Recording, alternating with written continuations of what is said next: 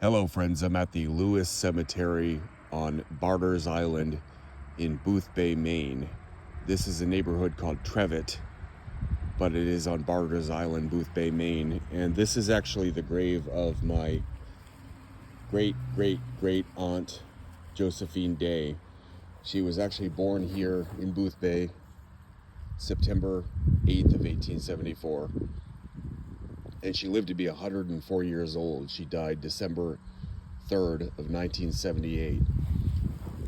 Josephine, or Aunt Josie as everybody called her locally, actually lived a pretty incredible life.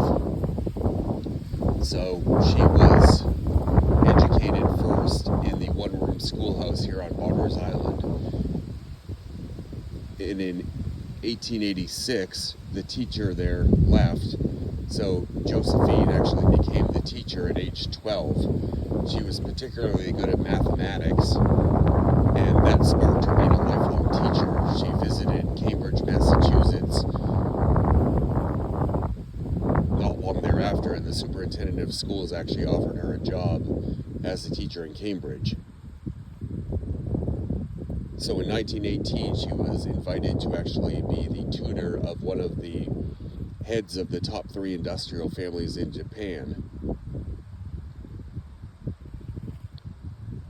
They're in Sumitomo.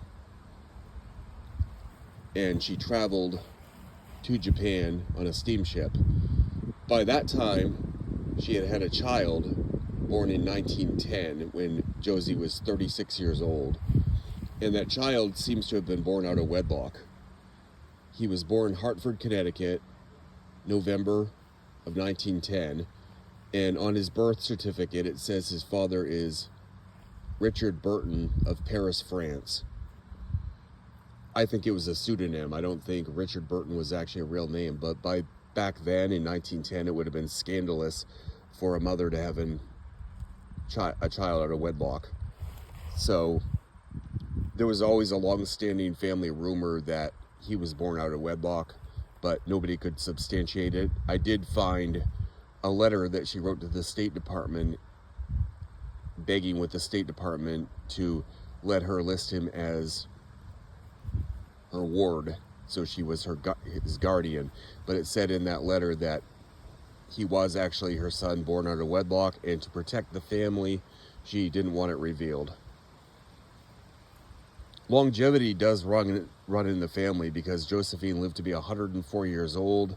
Her son, Frederick Warren Burton, lived to be 95, and he died in 2004 in Massachusetts.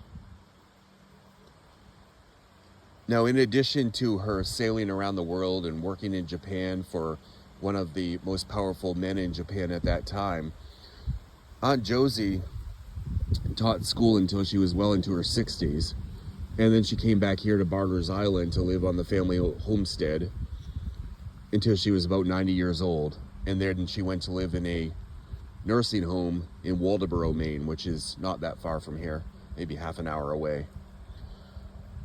There are many newspaper articles from the 1970s marveling at her age and all she'd experienced. And there was an article in 1976 when she was 102 years old saying that she may have been the last person on earth that would have known what it was like to teach school in 1886.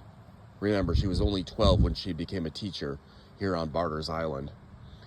So Josephine Day was a real trailblazer, had a child out of wedlock, sailed around the world, was a private tutor to one of the most powerful men in Japan. She really was a revolutionary for her time. Her parents are buried right next to her. Warren Philip Day, July 28th, 1838 to January 21st, 1924. And Clara J. Decker, his wife, December 29th of 1847 to January 3rd, 1927. So these are my great-grandparents.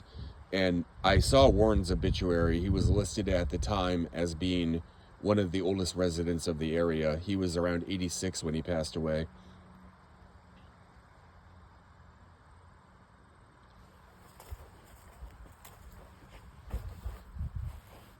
Josephine's brother was the original Giles William Day, who I am actually named after. I'm the fourth one to carry that name. And before that,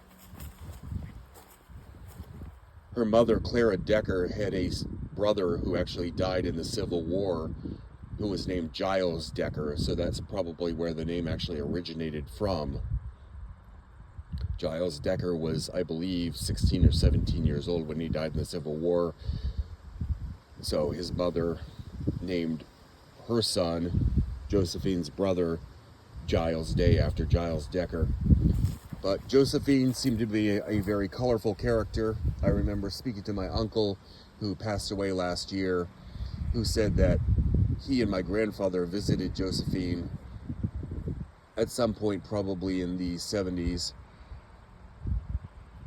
and Josephine actually offered him a beer, which was funny because my uncle was only 15 at the time. And she did drink. She enjoyed her beer, she enjoyed her cigars, and she still lived to age 104. Probably exemplifies the saying, everything in moderation. So, an amazing person who lived an amazing life, and wanted to stop by and kind of pay tribute to it.